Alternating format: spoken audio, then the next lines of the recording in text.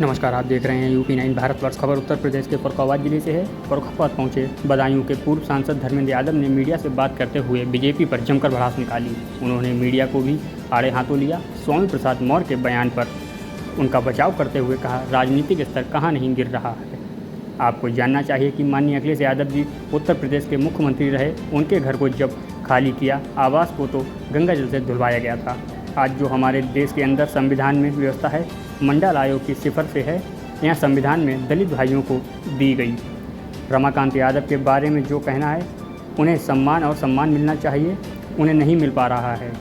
उनसे मिलाई चटाई पर बैठाकर कराई जा रही है।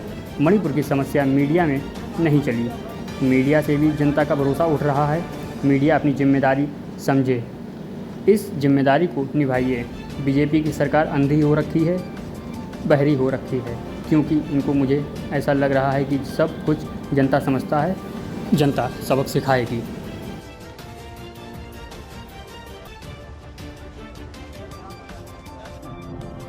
न केवल यूपी में तो है ही, यूपी के साथ साथ पूरे देश में इस गठबंधन के माध्यम से देश की सरकार बदली जाएगी।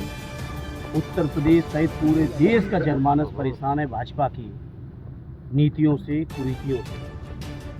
क्योंकि आज जब 2024 का चुनाव आने वाला है तो याद आते वो नारे भी जो 2014 में दिए गए। कहीं नारा दिया गया था महंगाई ख़त्म करने का। 400 का सिलेंडर पर ही भाजपा के बड़े बड़े नेता राजघाट पे धरना प्रदर्शन दे रहे थे। आज 1100 की पार सिलेंडर है। हम लोग इंतज़ार कर रहे हैं कि बीजेपी के वो नेता कब सिलेंडर लेके निकले। जहाँ महंगाई ख़त्म करने की बात की थी वो सामने है, देश के सामने। जहाँ कहा गया था कि हर साल 2 करोड़ रोज़गार नौजवानों को मिलेंगे, तो अब तक तकरीबन 20 करोड़ नौजवानों को रोज़गार मिलने चाहिए थे 14 से 24 तक। रोज़गार भी कि नौजवान अपना इंतज़ार कर रहे हैं रोज़गार का, और उसका भी हिसाब किताब नौजवान लेंगे 24 के चुनाव में। किसानों को कहा गया कि आमदनी दूनी होगी। वो किसानों की आमदनी पूरी तरह से दूनी छोड़िए, किसानों की लागत नहीं निकल रही है, क्योंकि खाद, बीज, पानी, बिजली सबके मूल्य इतने बढ़ा दिए गए हैं कि अब किसानों की लागत नहीं निकल पा रही। इसी तरह से नौजवान परेशान है, व्यापारी परेशान है, बुनकर परेशान है, गरीब परेशान है, दलित पिछड़े लोग, जो पिछड़ों का नारा बहुत बीजेपी के लोगों ने दिया था, आज पिछड़े लोग सवाल पूछ रहे हैं, हिसाब किताब मांग रहे हैं कि देश की चाहे बड़ी से बड़ी यूनिवर्सिटियाँ हों, बड़ी से बड़ी संस्थाएं हों, या देश का कोई भी विभाग हो, उन विभागों में पिछड़ों की, दलितों की, माइनॉरिटी की, जनजाति के लोगों की भागीदारी आज कहाँ खड़ी है। आज ये सवाल देश के सामने, जो देश की जनता पूछेगी और जवाब वोट के माध्यम से 24 में देगी। यहाँ समाजवादी पार्टी बड़ा दल है यूपी में, क्या सपा बड़ा दिल दिखाएगी टिकट वितरण को लेकर के, टिकट की शेयरिंग को लेकर? देखिए, समाजवादी पार्टी का जहाँ तक सवाल है, हमारे राष्ट्रीय अध्यक्ष जी ने हमेशा बड़ा दिल दिखाया है, और राष्ट्रीय अध्यक्ष जी बेहतर फैसला लेंगे, और फैसला भी इस आधार पे लेंगे, मुझे जैसा मैं समझ सकता हूँ, कह सकता हूँ, कि कैसे बीजेपी को ज़्यादा से ज़्यादा हराया जाए और कैसे इंडिया गठबंधन के ज़्यादा से ज़्यादा उम्मीदवार जीते। निश्चित तौर पे बड़े नेता लोग आज मुंबई में भी बैठे हैं, तीसरी बैठक चल रही है, सभी नेता लोग मिलकर बेहतर फैसला। एक देश एक चुनाव को लेकर आज कमेटी गठित हो गई रामनाथ कोविंद के अध्यक्षता में, तो क्या कहते हैं आप? देखिए, इसके बारे में मुंबई में चल रही है, हमारे पार्टी के राष्ट्रीय अध्यक्ष और पूरे हमारे इंडिया गठबंधन के वरिष्ठ लोग फैसला लेंगे। लेकिन हाँ, इतना ज़रूर हम कह सकते हैं कि जिन लोगों ने 10 साल में कभी एनडीए की बैठक नहीं की थी, पिछली बंगलौर की बैठक के समय 38 दल दिखाए गए। आज जब मुंबई की बैठक चल रही है, तो जहां कल लोकसभा के सत्र को आहूति करने की नोटिफिकेशन आया, वहीं आज इस बात को, चर्चा को भी बल दिया गया कि एक राष्ट्र एक चुनाव। ये मुझे लग रहा है कहीं ना कहीं घबराहट है इंडिया से। स्पेशल सेशन क्या है फिर? अब ये तो सेशन जिन्होंने बुलाया वो बता सकते हैं। क्या इसके बारे में मैं क्या बताऊंगा? दूसरे मुद्दों मैं तो अभी सदन में भी नहीं हूँ। दूसरे मुद्दों से ध्यान हटाने के लिए 100% जो इंडिया की बैठक चल रही है मुंबई में, आज कई महत्वपूर्ण फैसले अभी प्रेस कॉन्फ्रेंस के माध्यम से पूरे देश के सामने आएंगे। उन तमाम चीज़ों से घबराहट है बीजेपी के लोगों को। सपा 80 सीटों पे बात कर रही है, समाजवादी पार्टी या इंडिया क्या सोच रही है? अब ये बात तो राष्ट्रीय अध्यक्ष जी बैठे हैं बैठक में, पार्टी के लीडर हैं, और भी पार्टियां हैं उनके लीडर हैं, वो बड़े लोग लेंगे फैसला। युवाओं और मैं तो आज महिलाओं आया था, आदरणीय रमाकांत यादव जी जो हमारे 5 बार के विधायक और 4 बार के सांसद रहे, उनसे मिलने आया था, को पता नहीं बहुत सख्ती हो रही, जूते तक तो वाली गई, पिछली बार शिकायत की थी। देखिए, जहाँ तक मैं उनसे मिल के देख के आया हूँ, जो उनकी गरिमा है, जो उनकी प्रतिष्ठा है, जनप्रतिनिधि हैं, प्रतिनिधि के नाते जो उनको हक, अधिकार, सम्मान मिलना चाहिए, उससे वो पूरी तरह वंचित है।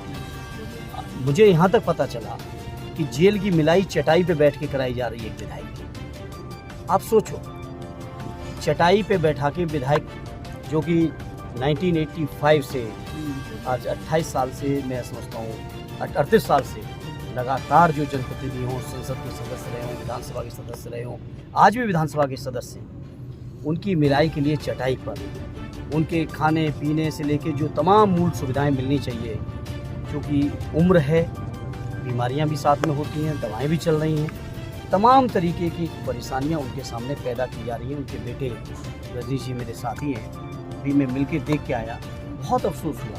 कुकिंग गैस के रेट कम हुए, क्या इंडिया का दबाव है? लोग, बीजेपी के लोग समझते हैं कि जनता को गुमराह कर लेंगे, लेकिन जनता अब गुमराह नहीं होगा।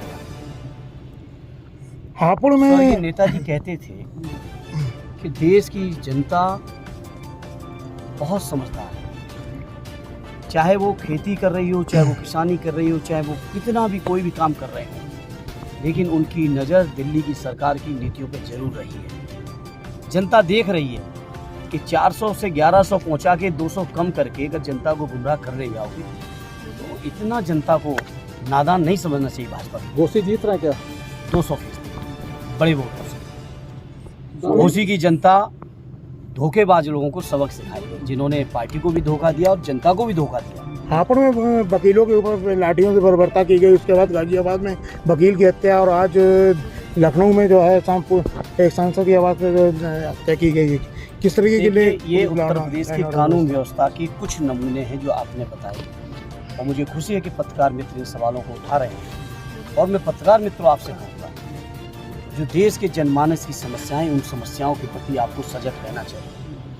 मणिपुर की समस्या मीडिया में नहीं चली, मुख्य धारा की मीडिया में मणिपुर की समस्या नहीं आई। सोशल मीडिया की जब वीडियो आई तो मणिपुर की चर्चा कुछ हद तक की गई। मणिपुर की चर्चा नहीं हुई, लेकिन छोटे छोटे मुद्दों पे आप लोगों ने डिबेट कराई। इन मुद्दों से अब ऊपर आइए। जन नहीं आएंगे तो मैं हर मौके पे पत्रकार वार्ता में कह रहा हूँ, आपके बीच भी कह रहा हूँ, फरुखाबाद के लोगों, मीडिया से भी जनता का विश्वास और भरोसा उठ जाएगा।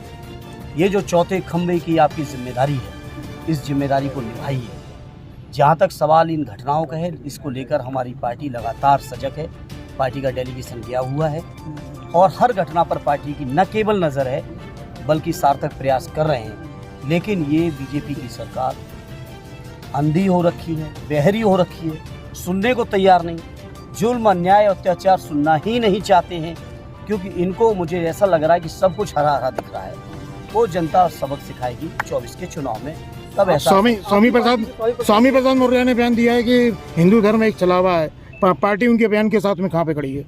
देखिए, जहाँ तक स्वामी प्रसाद मौर्य जी ने जो भी बयान दिया उसके बारे में स्वामी प्रसाद जी बेहतर बता पाएंगे किस कंटेस्ट में और क्या बयान दिया है, हम उसमें नहीं जाना चाहते। क्या इस तरीके की बयानबाजी राजनीतिक स्तर को गिरा रही है? देखिए, राजनीतिक स्तर को अब स्वामी जी तक न जाइए, राजनीतिक स्तर कहाँ कहाँ कैसे गिर रहा है जरा उस पर भी आइए। आप सीधे केवल स्वामी जी तक क्यों चले जाते हैं? कुछ आगे भी जाइए। कभी आगे भी आपको जाना चाहिए कि माननीय अखिलेश यादव जी जो उत्तर प्रदेश के मुख्यमंत्री रहे, उनके घर को जब खाली किया मुख्यमंत्री आवास को, तो गंगा जल से धुलाया गया। आपको इस बात पर भी जाना चाहिए। आपको इस बात पर भी जाना चाहिए कि जो हमारे देश के अंदर संविधान में व्यवस्था है, मंडल आयोग की सिफारिशें हैं, या संविधान में जो दलित भाइयों को दी गई, मंडल आयोग के बाद पिछड़ों को भी जो हक का प्रावधान किया गया, वो कितना पालन हो रहा है, ज़रा आप इस पर जाइए, थोड़ा व्यापक चर्चा में जाइए। इंडिया गठबंधन में फरुखाबाद